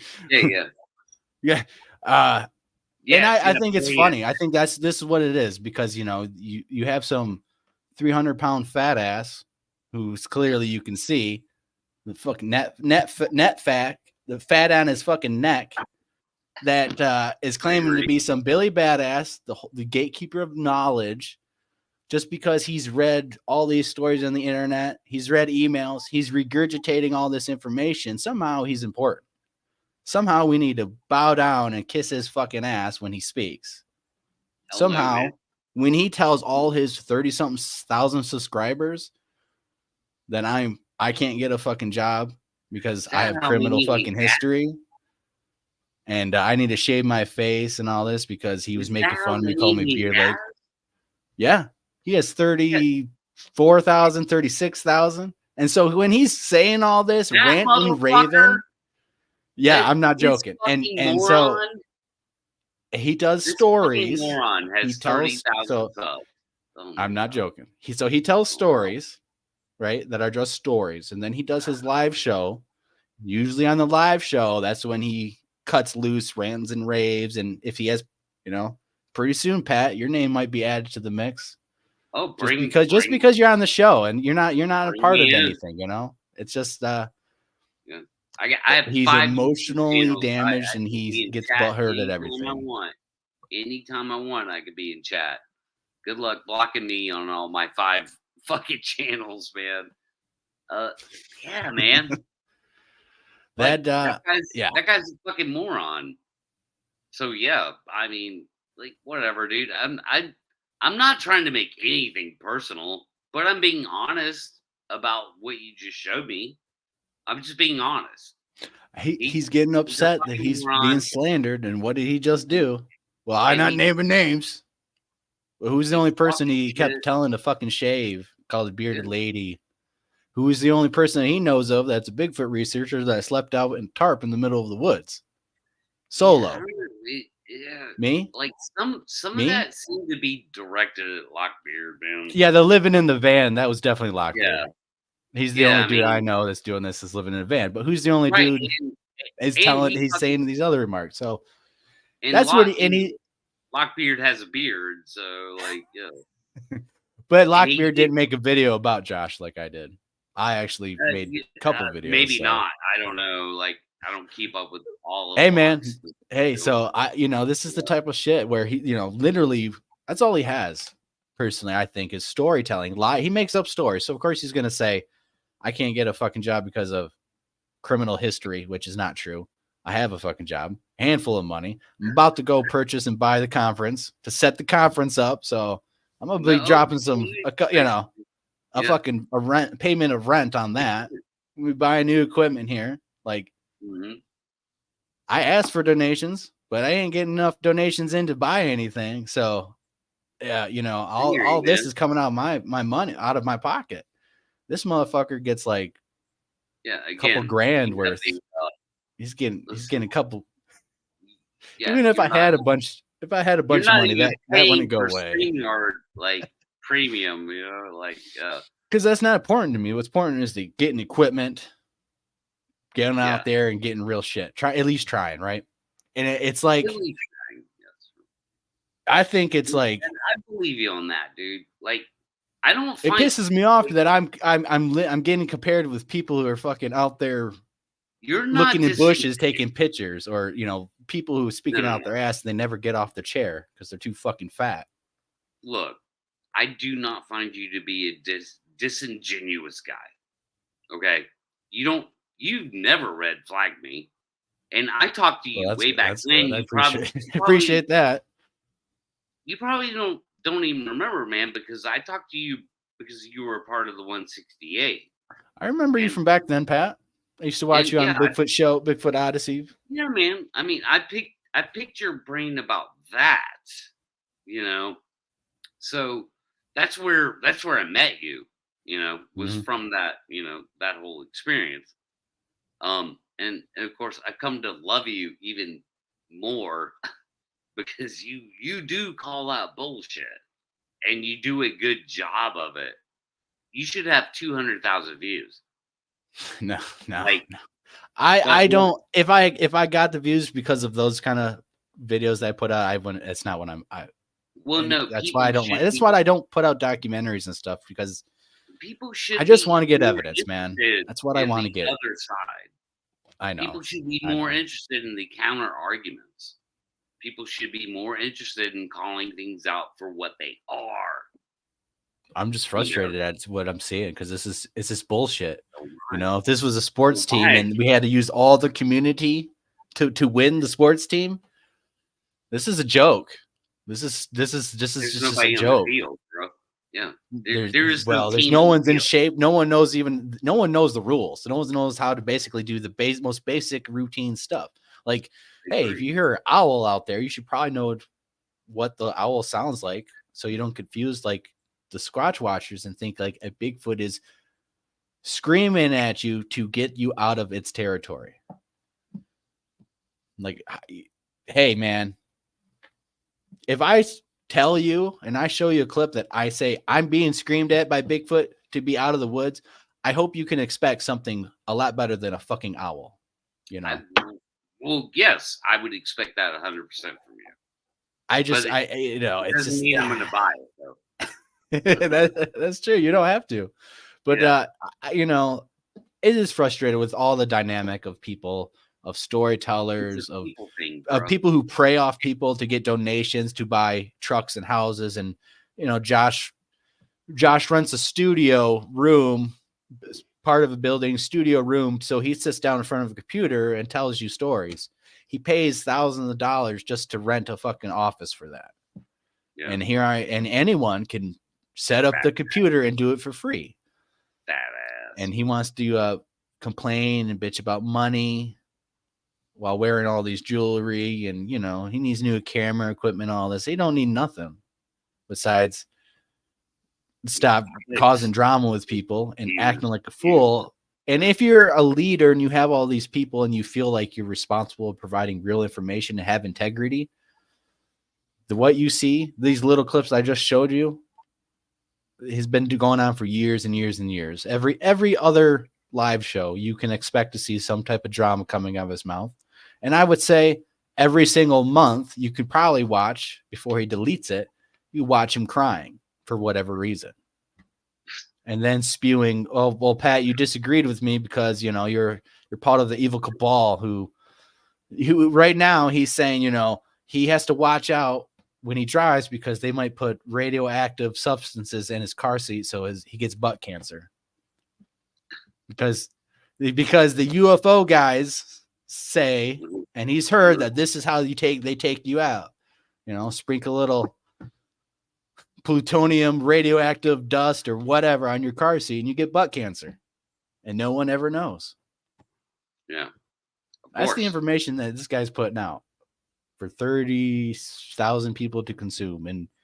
And other people, it's a cult because there's people there who will believe anything that comes out of his fucking mouth. Yeah. I have to wonder if he I'm not joking. I have to wonder if he inflated those numbers somehow. I don't know. No. There's ways to do that.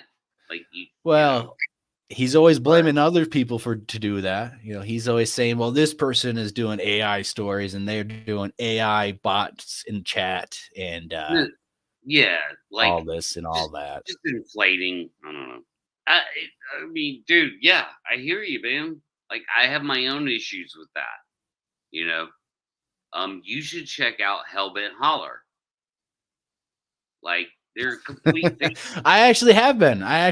Because of Mr. Turner, because he was on a show once calling out other people, and I mean, and I've heard good things and bad things, and you are always one who was very skeptical. And no, I mean, I need to keep checking them out. I know they're entertainment channel, like they are a fictional channel. It seems like I would say he is using a very good selling point on all the thumbnails.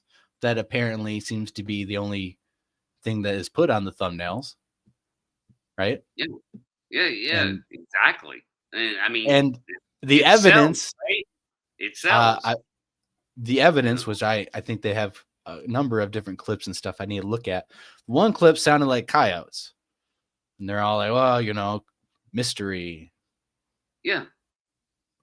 Oh, I mean, I've caught them adding audio into the coyote stuff that they did record live out there. I've caught them adding shit to it. Okay. So that's interesting to me. Ghoulish sounds and stuff mixed in with it. So this is all post production. This is what you get.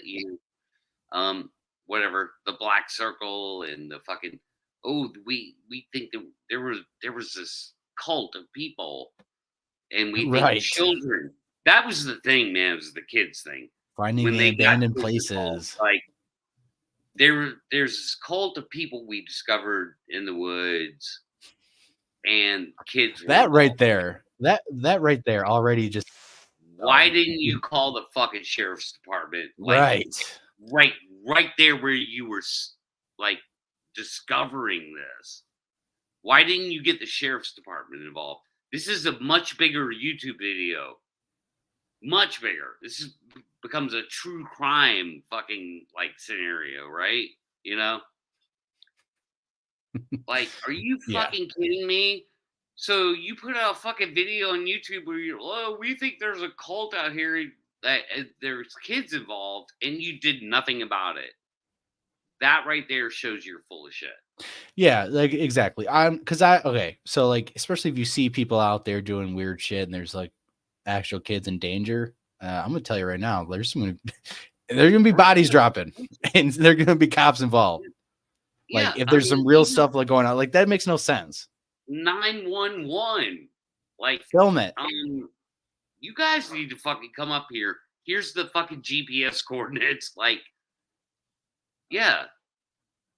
Pete's being involved. So, this one video on their page right now, looking at some of the new stuff that they have, like searching the Pine Swamp Sasquatch and Bigfoot hunting at night and Bigfoot hot spot discovered, a documentary, Wood Knocks. I would like to listen to the Wood Knocks on video. Yeah, interesting. They top 5 moments and all that.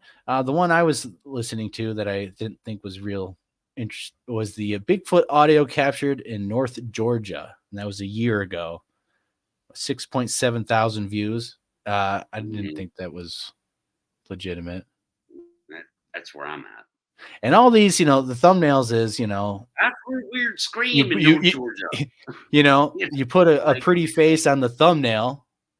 You put a pretty face in Bigfoot gear, and you're looking like you're going to SWAT raid a house. Oh yeah, and that sells. That definitely sells a lot more than just fucking hit the nail on the head, man. I'm gonna be honest. Hey, it's not a bad thing. It works. They're like she's tactical out and shit, like, right? But like, okay, it's the fake stuff with it. If they were getting real stuff out there and they wouldn't, like you said, they're putting stuff in there and they're like hoaxing, is what you're saying, right? Not just like it's all. I say it's fictional, so I mean a fictional narrative of entertainment. I mean, you can call it a hoax, like, so there's a fine line there between we're just is it entertainment purposes for like content, or is it like they want to be taken seriously and this is supposed Bigfoot evidence type of stuff? To be fair about it, I say, I mean, is it entertainment purposes only for Avenger movies, like Marvel movies, right? Iron Man, Thanos. It seems like they're playing characters when they go out there, getting all dressed up, but but they got good equipment. I mean, is that a hoax? Is it a hoax if you go to the movie theater and watch a Spider-Man movie? Is that a hoax, or are you suspending judgment? Like, I think it's And again, I haven't really gone and looked at enough of them to make a determination if I think they're hoaxing or not, but it's definitely entertainment because the fear itself, Sasquatch and spirits in an abandoned cemetery. Exactly. Some of these titles and stuff. Dogman attack, location, investigation at the LBL, right. Which that is the real story with the real reports and all that. It's not concrete. And it definitely doesn't sound like a dog, man. Oh yeah, no. I mean that whole entire narrative is complete bullshit. Did they capture a cryptid on video? The Cherokee Little People. See, I've never seen that. Supposed evidence that they might have got. Are they in the trees searching for Sasquatch in the South? I don't know. Are they or not? Because I don't want to watch a 30-minute video of you guys, hearing birds in the trees and then, thinking is it Bigfoot or not? Do you think you'll get like better than the PG film out of that? 100% not. Yeah. Fuck that. I understand, as a content creator, right? I could grow, you could grow, we all could grow so much better if our thumbnails were hot and catchy like that. Screaming lights and supernatural predators, dogman nest found in the LBL. Like a dogman nest found? Really? Like, what is that? That's on Hellbent Holler right now. Of course it is. A year ago, 30,000 views. Yeah. Well, they're not being scientific about it, right? No, here's the thing. They put out periodic content. So they create periodic content. Yeah, it's kind of geared towards that, like the kids, the catchy headlines. Like, so with what you do, if you put out the 30 wood knocks, that's not periodic content. That's like, oh shit, like this thing happened. I think it's worth putting out there to the Bigfoot sphere. At least you're doing that. Like, you're like, okay, it's worth putting out there. No, these people have a following, and they put out periodic content like fucking like video gamers do. Yeah, like you can expect it weekly. Yep, 3 nights a week. I'm playing PUBG or cod or whatever, it's the same fucking thing. Because I do that side of streaming too. Like I enjoy that side of streaming where, I know that my favorite video gamers are going to be on in putting out content. That it's exactly what they do. It's kind of like this fantasy role-playing aspect of the Bigfoot searcher going out there and dressing like that, and they're experiencing stuff, but they can never really get good stuff on audio or camera and stuff. But if they find a dogman nest, how come that isn't news spread through the community? How come I didn't see that on all the thousands of Bigfoot groups and all this and all that? Like, yeah, why isn't it world I've news? seen I really don't know them that much. World news, I've seen him on the Paranormal Round. I've seen him on Josh's show on Wolf's channel being praised as the real deal stuff, and it sounds good. It sounds, that's what the gift of gab, people can sound good on here and through the phone. Totally. Like music in your ears, it'll butter you up nice, make you forgive and forget. But in person and their actions, it smells like bullshit, and it is. Yeah. And I think you see a lot from it from a lot of people, and some of these people are good numbers and they want to be famous and they're trying to, no, they're the real deal. But you look at the videos and the stuff that they're actually putting out, not what they're saying. Don't look at listening to what they're saying. Look at what they're putting out and what they're actually doing. Like what Wolf does. You've seen that before. And you'll see what they're really about. Yeah. Where people can verbally be, like, just like you said, one thing, but what are they actually doing? Absolutely nothing except creating entertainment. That's it. Exactly. And, but they're so smooth, like on top of it all. And I've seen you call that shit out before with other fucking people. Oh yeah, like the Sawdust Beast guys and their whole crew. I think it's full of bullshit. And Bama, I think they're all of them. I think it's all BS out of the LBL from those guys. Yeah. Speaking of which, like we might could connect on this real quick. Like Bama hosted a show the other night for Sawdust, and it was like the Ohio sounds, like captured in some area. 100% coyote. Like, I mean, really? I think I remember seeing that being posted on Facebook. It was the Ohio Howl in the LBL or something, right? Yeah. Yeah, I haven't watched that. And dude, it's the Ohio sounds. Pretty distinct. And pretty coyote-ish. Like 100% coyote. And that's what I'm saying. Like, it's so like in your face. It's a joke. This is a coyote. And these are the Bigfoot experts, right? Sawdust Beast, Mark and Larry. They're the experts. They've been doing this for a decade, right? They've been doing this. They're the audio guy. They know it's not a coyote. No. That's a Bigfoot. You can't type anything in the chat. The second you do, it's like, nope. You're bumped from the narrative. Like, we know this is the narrative we're going with. It's this coyote kind of sounds like the Ohio howl, which is now make me think that the whole Matt Moneymaker Ohio howl was nothing more than a coyote. Some of those of the old ones are coyotes. Some of the older ones from 1970s and stuff are coyotes that I have heard, and I do have audio actually of different coyote packs going off at different times, and they're like in the middle. They're always saying, "Oh, there's a Bigfoot. It's in the middle of it." Well, I have some audio of coyotes, and in the middle, there's a particular call, and it sounds different. It sounds more robust, but there are hundreds of coyote calls that scientists have not categorized or heard or actually have. So there are dozens of coyote calls, if not hundreds, that scientists themselves don't even know. And you can look that up.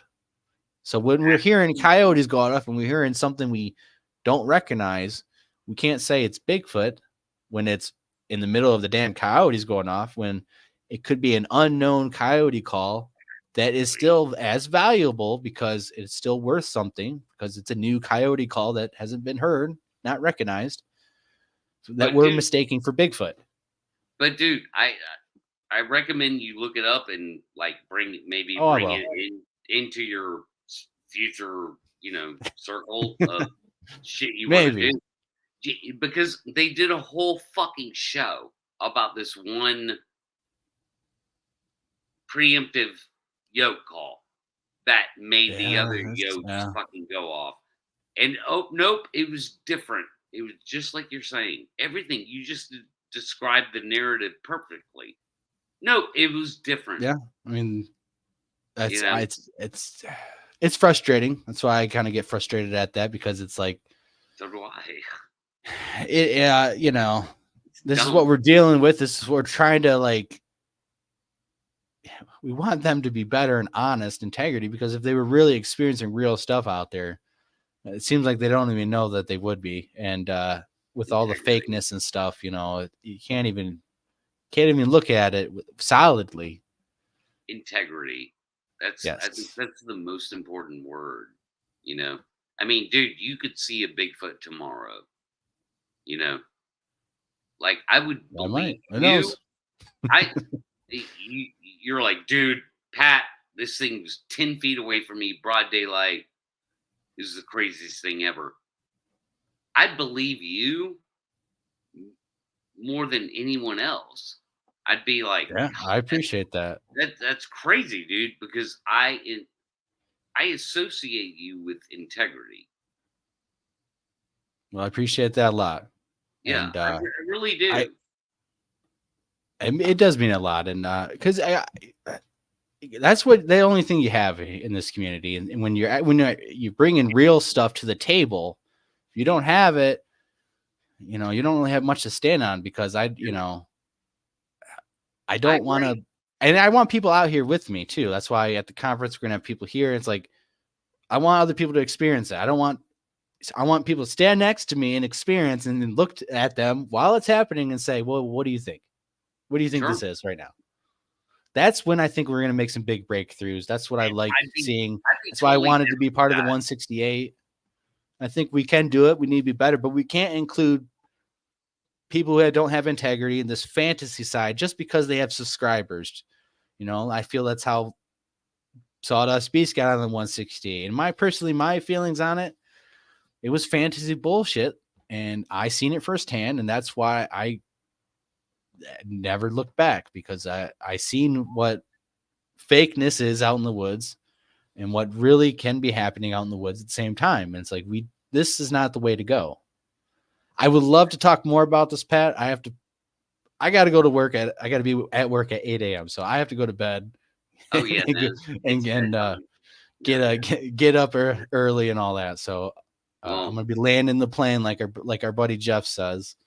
And, it'd be good to have you on, have Jeff on the show. The last two shows you did, you knocked it out of the park, I think. So I'm glad that you jumped on my show. I appreciate you as much as you say you appreciate me, man. And you do a really good job. So keep it up, and don't go away, man, because we need you. All right, man. I'll fucking stick around and deal with this dumb shit for as long as I have to. But I'd love to come out there and, anyone, you or anyone, hey man, we got something going on. All right, I'll bring a pilot and the goddamn drone, and I'll tell you within 2 minutes whether you got something going on or not. When I call you, I give you that call, that means we got something really good, and you need to get your ass up here, right? Yeah, well, somebody's got to fucking pay for that. It's not cheap. And, I'm not saying who has to pay for it, but somebody's got to pay for it, bro, because a pilot and a drone is not cheap. Okay. Yeah. Yep. I appreciate it, man. Especially if I have to travel fucking 3,000 miles or whatever the fuck it is to Michigan. 2,000 miles, 1,000 miles. It's about a day drive. All the When way we up drove to Florida, we got to the Panhandle, and it was a 17-hour drive or something like that total. All right, so so it'd probably be like 2 days. 15. I'm not doing that one day. Yeah. 10-hour, 15-hour drive, something like that. Yeah, and I got a pilot. He's gonna want fucking at least $500 a day. Like shit gets expensive, man. That's why I can't. I can say, hey, this is all we need to do, but it's not like I can fucking pay for it. I mean, neither can I. But if we get something good and a little bit of evidence here and there, something to go viral, get potential good donations and grants and stuff. Filming a fucking Sasquatch with a matrice would be worth millions of dollars.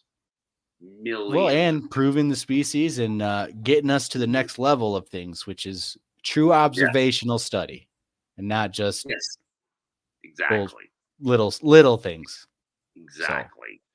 So, all right, Pat. I appreciate you guys. I appreciate everyone who joined the chat. God bless everyone. Appreciate everyone who's always sent me messages and emails and stuff. And if you guys have any stuff you want to send me, stories, information, evidence, most importantly, that you really think is real and want me to give my honest opinion, don't get butthurt, but I'll give you my honest opinion about it. You can email me here. You can email me there. You can find me on Facebook, the Lost Cryptids Conservatory. We got a group and stuff. Find me, chat me up and stuff. I'm posting in different places. Be on the lookout for more videos and stuff, and check out some of the evidence we have. The Jason Kenzie and Blake Dorscher's Bigfoot encounter of the UP, shot in 4K. You can watch that, give your opinions of a close encounter at nighttime as we're trying to film it.